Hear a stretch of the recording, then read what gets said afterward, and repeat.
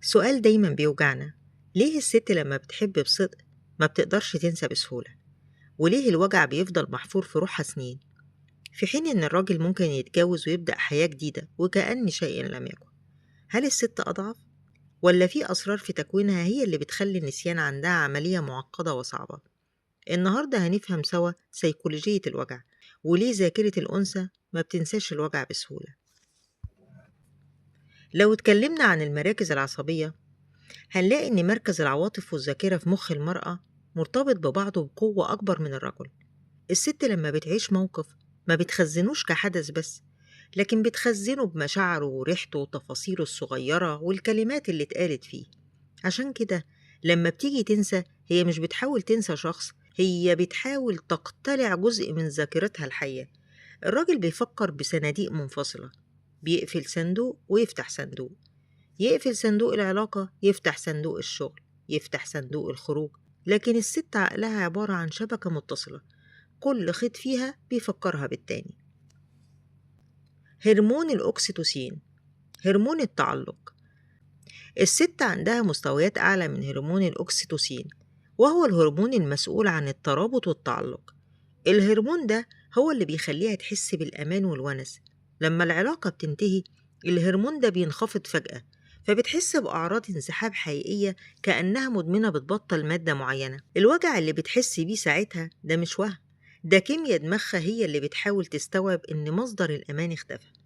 الراجل بيتجوز أسرع لأن طبيعته البيولوجية بتميل للفعل والبحث عن جديد لتعويض النقص.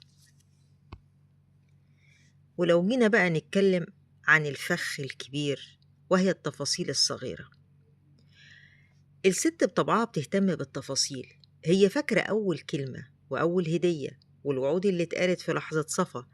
التفاصيل دي هي اللي بتخلي النسيان صعب، لأن كل ركن في البيت أو كل أغنية أو حتى ريحة معينة بتعمل استدعاء فوري للوجع.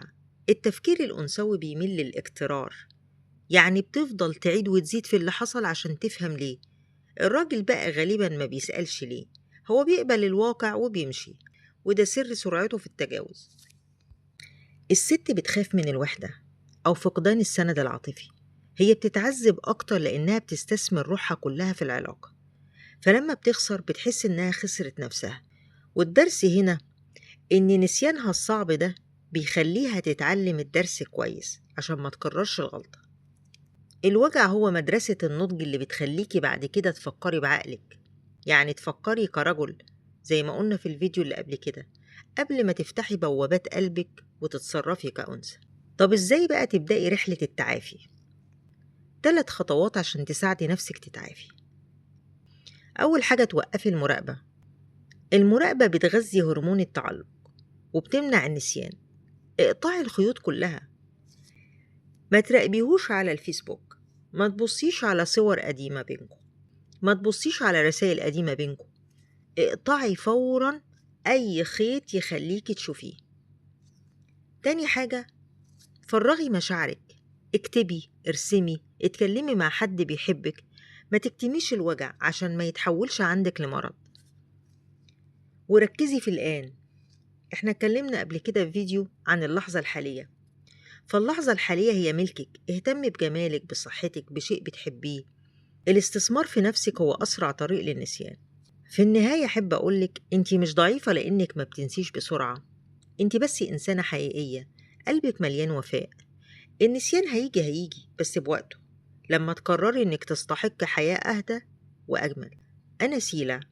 قوليلي في التعليقات إيه أكتر حاجة بتخليكي تفتكري الوجع وما تقدريش تنسي. أشوفكم الفيديو الجاي بكل تعافي ونور. شكراً.